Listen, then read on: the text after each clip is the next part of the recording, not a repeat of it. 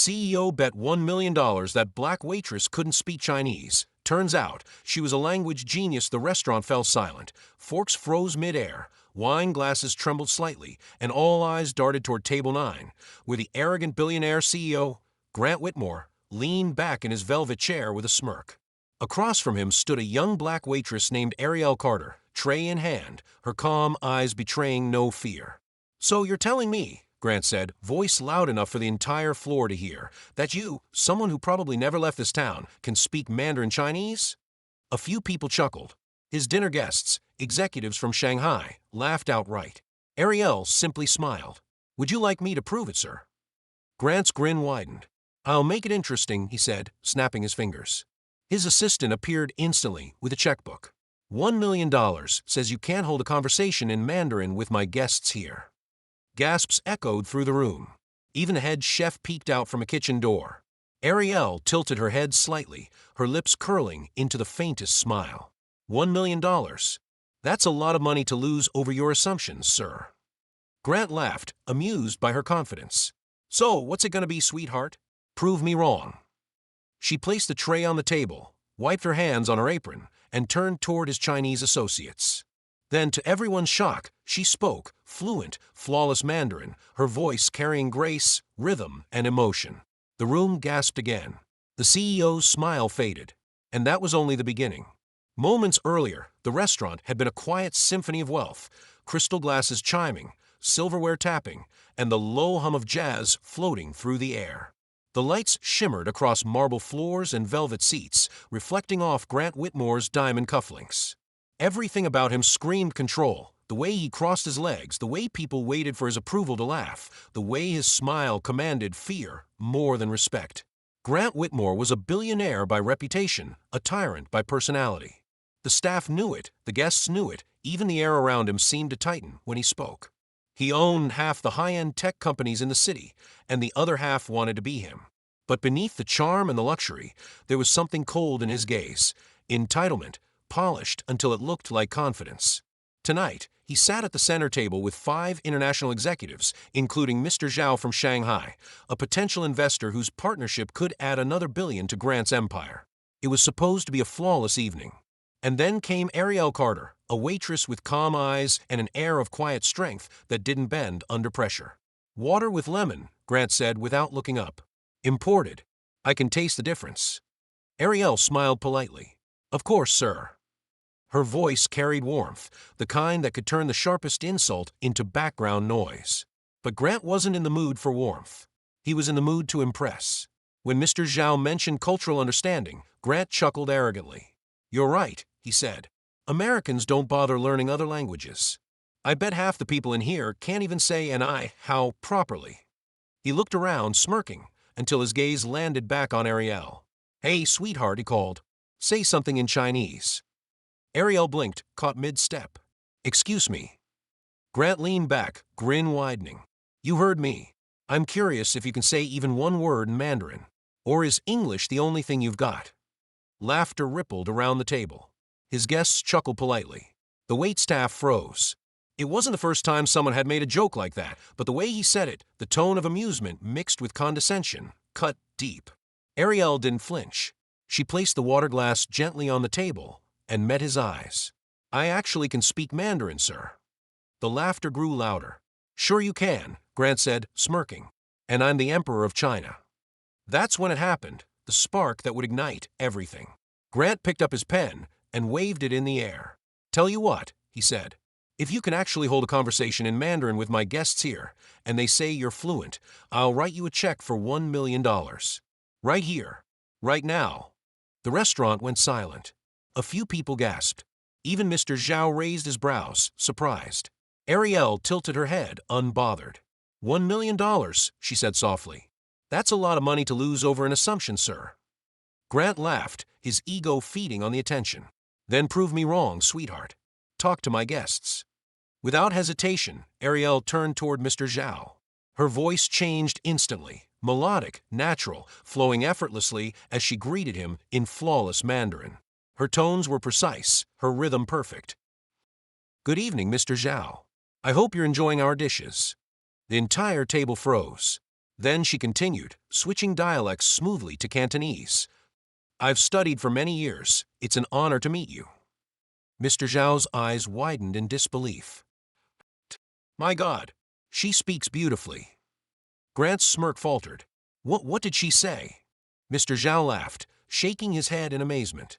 She speaks Chinese better than my own niece. She said it's an honor to meet me. The restaurant broke into murmurs. The jazz music stopped mid-song. Even the bartenders peeked over the counter. Ariel stood tall, eyes calm, posture steady. Would you like me to continue? She asked in English. Mr. Zhao smiled warmly. Please. It's rare to meet someone who understands a language so deeply. Ariel nodded and continued their conversation entirely in Mandarin, flawlessly weaving phrases, cultural references, and humor that even Mr. Zhao's colleagues laughed at. When she finished, the applause was spontaneous.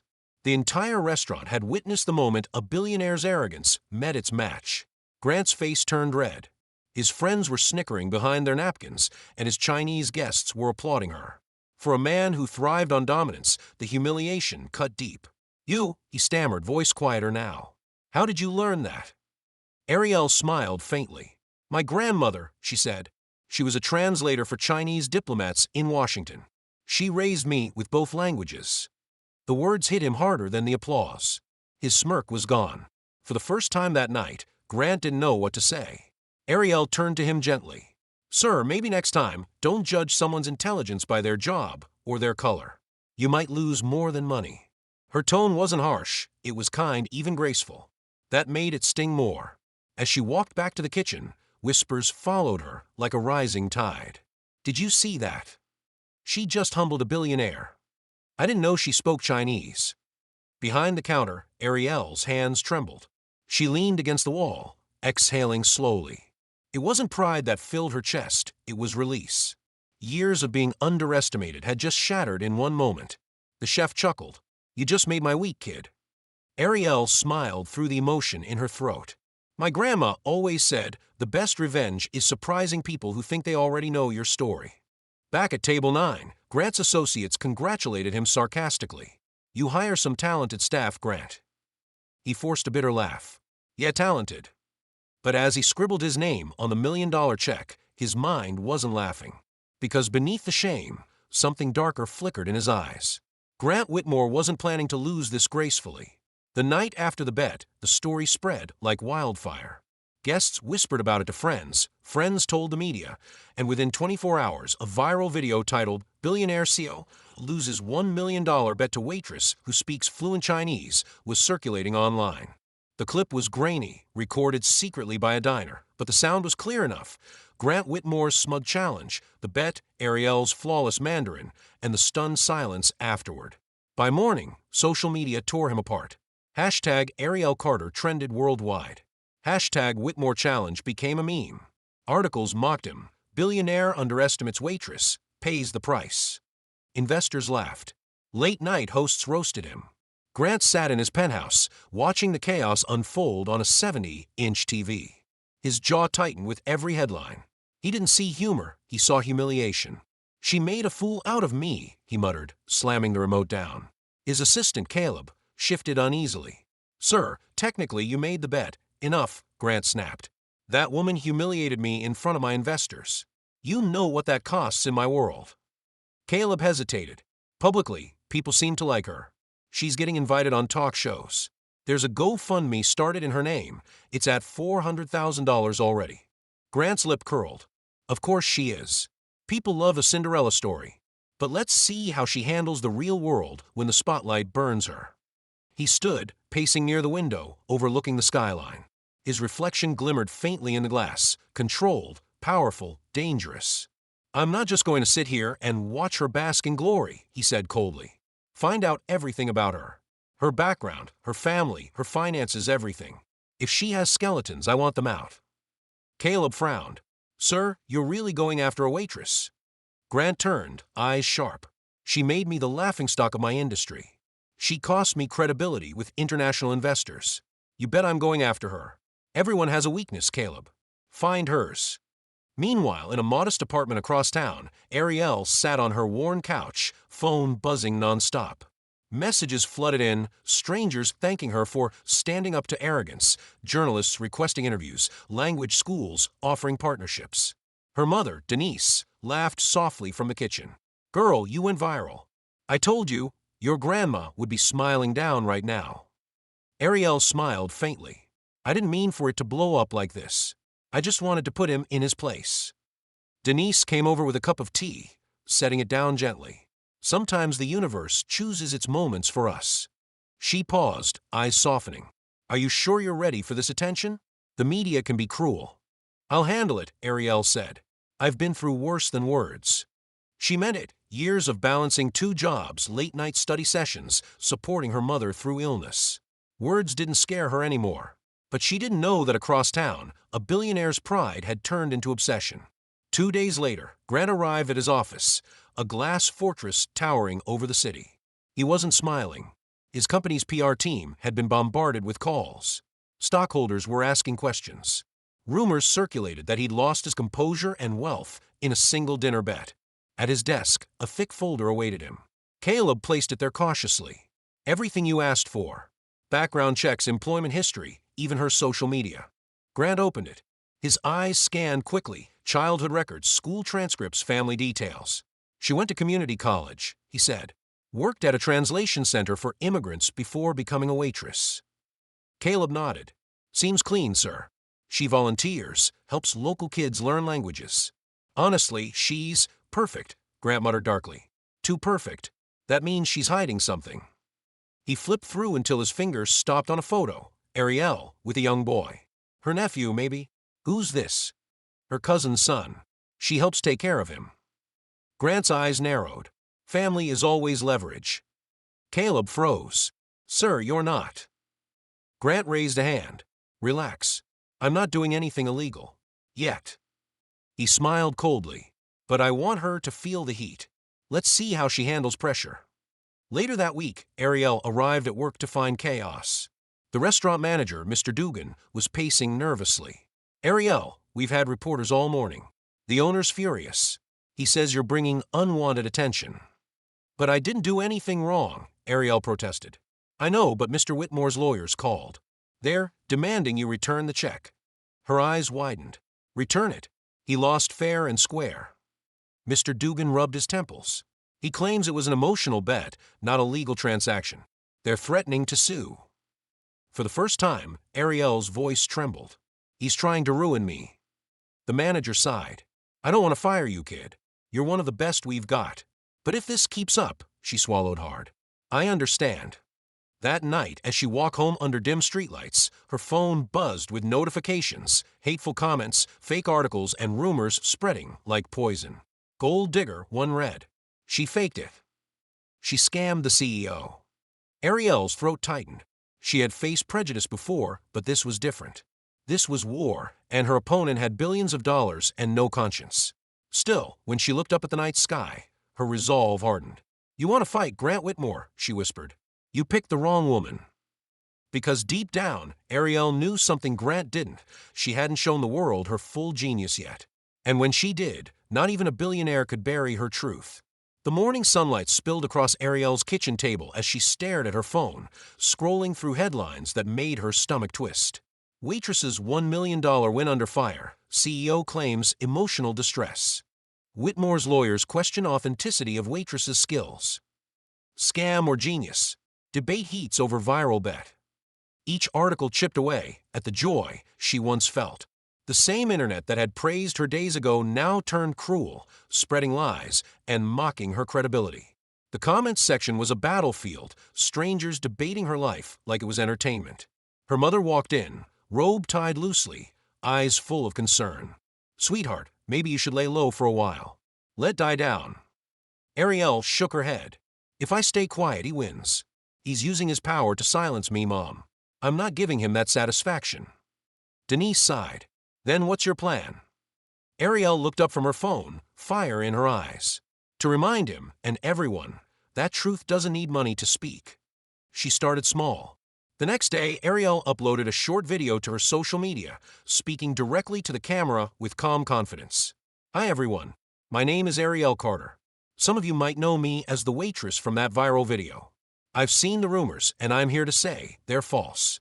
The bet happened exactly as you saw it, and yes, I speak Mandarin fluently. My grandmother taught me since I was a child. Then, with grace and poise, she switched languages. Thank you all for supporting me. Real power comes from respect, not money. The video ended simply, no drama, no tears. Just truth. Within hours, it exploded. Millions watched. Celebrities shared it. Chinese communities across the U.S. applauded her fluency, calling her a bridge between cultures. And somewhere in his high-rise office, Grant Whitmore seethed as he watched her reclaim her narrative. She's making herself a saint, he growled, slamming his fist on the table. Turn off that video. Caleb, his assistant, hesitated. Sir, the damage is done. The public's turning again. She's becoming a symbol now. Grant glared. Then symbols fall like anyone else. I'll crush her legally if I have to. He didn't know that his threat would soon backfire spectacularly. That same week, Ariel received an unexpected message from a local university, the Department of Linguistics. They had seen her video and wanted to meet. At first, she thought it was a prank. But when she arrived at the campus, a professor named Dr. Mei Chun greeted her with a warm smile. Ms. Carter, Dr. Chun said, shaking her hand, we've never seen someone with your natural grasp of tonal variation. You speak like a native, even switch dialects seamlessly. Would you be interested in lecturing or collaborating with us on cross-cultural language projects? Ariel blinked in disbelief. I'm just a waitress. Dr. Chun smiled kindly. You're a linguist in disguise. Don't hide your brilliance just because society put you in an apron. Those words struck deep. For the first time, Ariel felt seen, not as a viral sensation, not as a waitress, but as a mind worthy of respect. By that evening, she'd already accepted the offer. A new door had opened, one Grant could never close. But she wasn't finished yet. Ariel sat down one night with her old laptop and began drafting an open letter to the public. It was elegant, powerful, and honest. She recounted the bet, the humiliation, the bullying that followed, and how she refused to let it define her. Her final line read, you can strip away titles, uniforms, and money, but you can't silence truth. A waitress taught a billionaire a lesson, not in language, but in humanity. When the letter went live, the internet erupted again, this time in her favor. News anchors read her words on air. Influencers rallied behind her. Even international publications translated her message into multiple languages, praising her courage and authenticity. And when Grant's lawyers tried to serve her with a lawsuit for defamation, the public backlash was immediate. His PR team begged him to stop, warning that he was digging his own grave. But Grant was too blinded by pride. She humiliated me, he hissed during a board meeting. Do you understand what that means? I have to make example out of her. One of his senior advisors, an older woman named Ms. Reynolds, finally spoke up. With all due respect, sir, she's not your problem anymore. Your ego is. The room went silent. Grant's jaw tightened, but he said nothing. Deep down, a small voice whispered that maybe, just maybe, she was right. Meanwhile, Ariel walked into her first guest lecture at the university. Dozens of students waited eagerly, some holding notebooks, others simply wanting to meet the woman who defied a billionaire. She stood at the podium, her heart racing, and began, when I was little, my grandmother told me something I never forgot. Language is not just words. It's connection. It's respect. It's humanity. Her voice softened. That night in the restaurant, I didn't want to prove I was better. I wanted to prove that kindness and knowledge are louder than arrogance. As she spoke, her words carry more than wisdom, they carried healing. The applause at the end was thunderous, echoing through the hall. And as she walked home that evening, she passed by a billboard downtown, one showing Grant Whitmore's company with a headline underneath, Whitmore Industries faces shareholder backlash after viral scandal. Ariel smiled faintly, whispering to herself, karma speaks every language. Her fight wasn't over yet, but for the first time, the balance was shifting. Because now, she wasn't just a waitress. She was a voice the world had begun to listen to. The empire of Grant Whitmore had always looked unshakable, a mountain of glass towers, polished boardrooms, and men in expensive suits who laughed too loudly at his jokes. But now that empire was cracking. And it all started with a waitress's calm voice echoing through the internet. What once was a viral embarrassment had now grown into a moral storm. Major investors from Shanghai, Tokyo, and Seoul, the same people Grant had tried to impress, were quietly withdrawing. His arrogance had become an international headline, a case study in cultural ignorance. At first, he tried to ignore it. He told himself it would pass. But then came the email that made his heart drop, notice of termination of partnership, Zhao Holdings. Mr. Zhao, the very man who had witnessed Ariel's brilliance, had pulled out millions in contracts. The note was short, brutally polite. Respect cannot be bought, Mr. Whitmore. It must be earned. Grant stared at the message, hand trembling. He slammed his laptop shut so hard the sound echoed through his penthouse. "Caleb," he shouted. His assistant rushed in, nervous. "Sir." Grant's voice rose. "Zhao's out. Half our expansion plan is gone. Do you understand what this means?" Caleb swallowed hard. "Sir, it's not just Zhao. Other partners are reconsidering. The company's stock is dropping. People don't want to be associated with," he hesitated, "with you." Grant's chest heaved. "They're cowards. All of them. Over what? Some waitress who the world now sees as a hero," Caleb interrupted gently. "And you as a bully." Grant froze. No one had ever spoken to him like that. Caleb straightened his tie, voice trembling but steady. "You lost control of the narrative, sir. You can't fight humility with hostility." For the first time in years, Grant was speechless. Meanwhile, Ariel's life was changing in ways she never imagined. The university invited her to teach a full cultural communications program. Her story was featured on morning shows, inspiring people from all walks of life. But she didn't let the attention consume her. She stayed grounded, still helping her mom at home, still speaking at schools for underprivileged kids. During an interview, a reporter asked, "Ariel, do you hate Grant Whitmore for what he did to you?" She smiled softly. "No, I pity him. Because when you live your life thinking money makes you powerful, you forget what real strength looks like. And sometimes life has to remind you." The clip went viral again. And this time, even Grant's closest allies couldn't defend him. Days later, in his downtown office, Grant stared out at the skyline that once symbolized everything he'd conquered. Now it mocked him. His phone buzzed relentlessly with alerts, bad press, shareholder meetings, leaked recordings of employees describing his temper and arrogance. His assistant, Caleb, entered quietly. "Sir, there's something you should see." He turned the TV toward him. A live press conference filled the screen, the company's board of directors sitting behind a long mahogany table. At the center, the chairwoman adjusted her microphone. "Effective immediately," she said, "Grant Whitmore will step down as CEO of Whitmore Industries. The board has determined that recent actions and public controversies have compromised our integrity and international partnerships." Grant's stomach dropped. "They can't do that," he whispered. Caleb looked down. "They already have." Grant felt a flash of rage, but it burned out quickly, leaving behind only silence.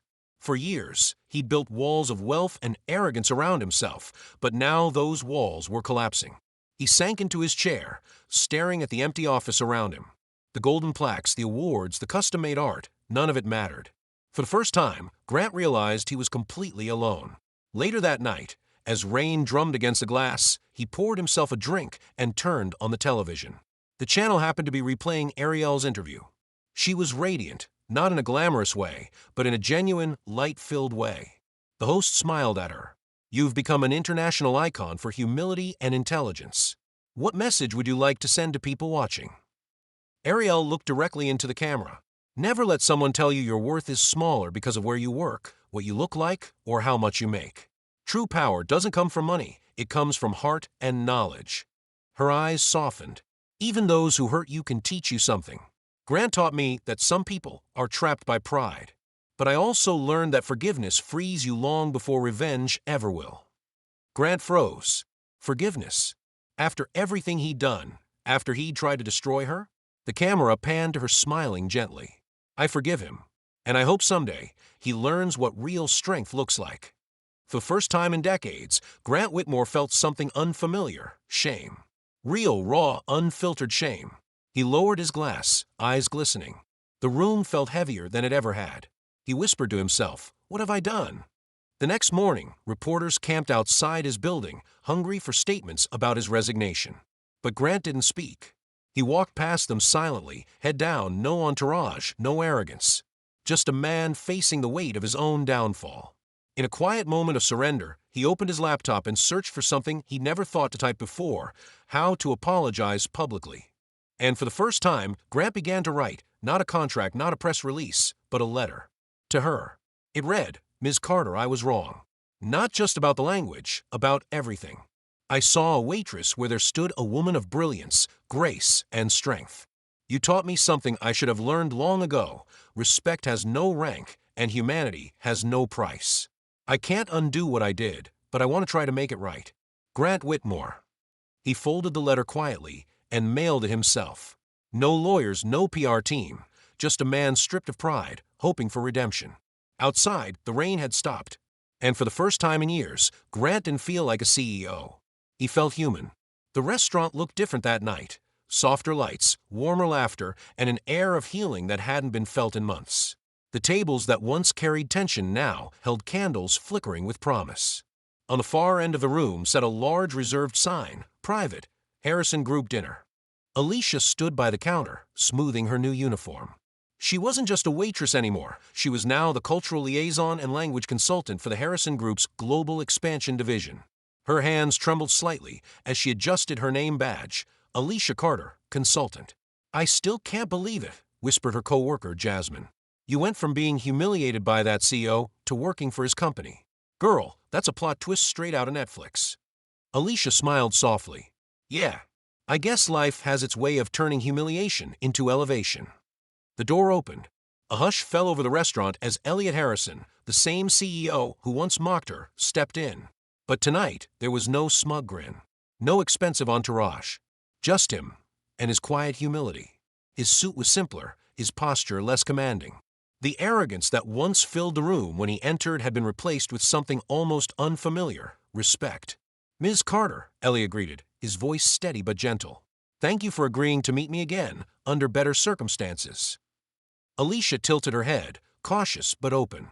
"Well, Mr. Harrison, you did promise to make things right. I wasn't sure if you meant it." He gave a small, remorseful smile. "I meant every word. And tonight, I want to prove that." As dinner began, the air filled with soft jazz. The staff moved around smoothly, but all eyes occasionally drifted toward the corner table, where Elliot, his executive team, and Alicia sat together. He raised his glass. "Before we eat, I'd like to say something." The chatter died down. Alicia leaned back slightly, curious but guarded. "Months ago," he began, "I made a bet, one that I thought would prove my intelligence, but instead revealed my ignorance. I mocked someone's ability, someone's dignity, and turned a human being into a spectacle, all because I was too arrogant to believe talent could exist beyond my expectations." The room stayed silent. Even the clinking of cutlery stopped. "I humiliated you, Ms. Carter," he continued, turning toward Alicia. "And in doing so, I humiliated myself. That night, I lost something greater than $1 million. I lost the respect of my team and the integrity I thought I had." Alicia swallowed hard, her heart caught between pride and forgiveness. "Mr. Harrison," she said softly, "I never wanted to be anyone's humiliation. I just wanted to be treated like I mattered." "And you do," Elliot said firmly. "You always did. I just couldn't see it." He turned to his staff. "That's why tonight, we're not just having dinner, we're here to announce something." He stood, lifting an envelope. "The Harrison Group will be funding a new scholarship program, the Alicia Carter Global Linguistics Grant, dedicated to supporting underrepresented students who excel in languages and cultural studies." A stunned gasp swept through the room. Alicia's hand flew to her mouth, her eyes welling up. You named it after me," she whispered. Elliot nodded. "You inspired it.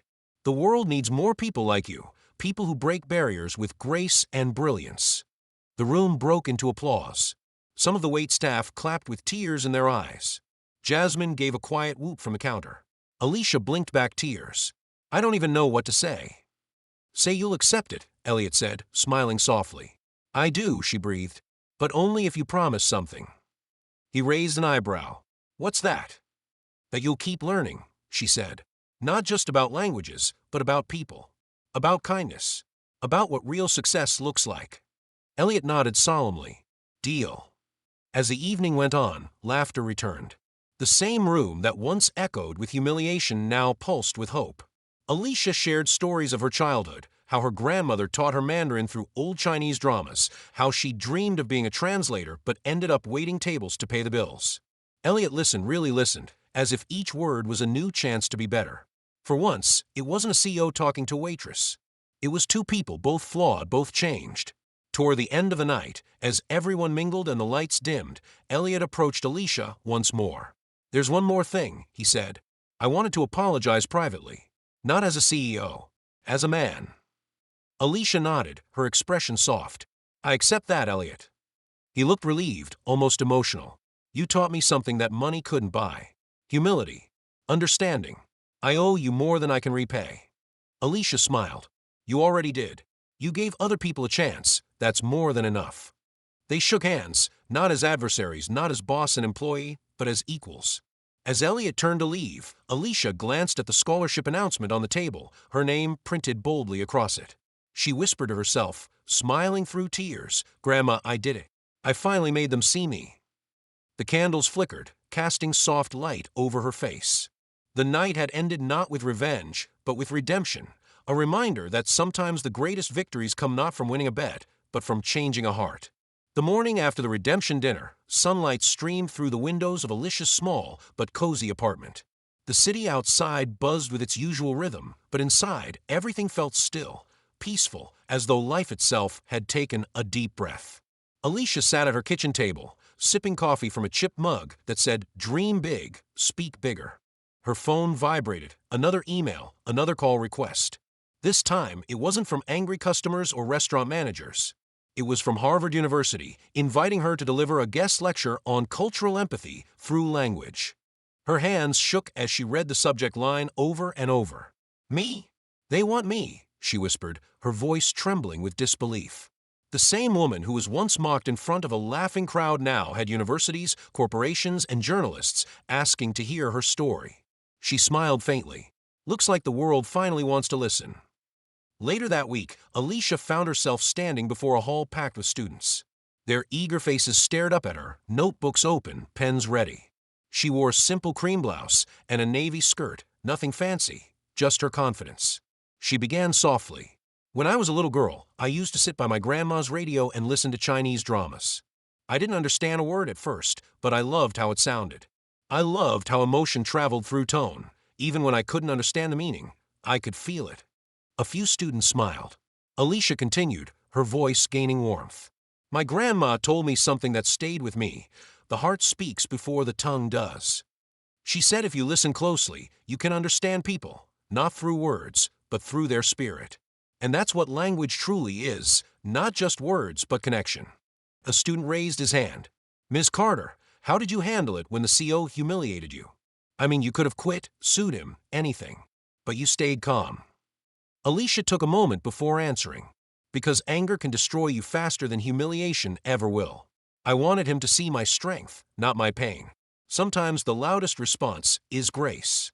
A hush fell over the room. The words lingered in the air like poetry. Meanwhile, across town, Elliot Harrison stood by his office window, watching the city skyline. His company had transformed, no longer a fortress of ego, but a hub of culture and diversity. His employees spoke of Alicia's scholarship program with pride. Applications had poured in from all over the world: Nigeria, China, Brazil, South Africa, students dreaming of using language to bridge worlds, not divide them. Elliot smiled quietly. "She changed more than my company," he murmured. "She changed me." He picked up the phone and dialed. "Alicia Carter speaking," came her voice on the other end. "Still busy saving the world," he teased softly. She laughed. "Just teaching people to understand each other, one language at a time." He hesitated, then asked, "Would you consider coming back to the company full-time? As our global communications director. You'd have full freedom and a team under you."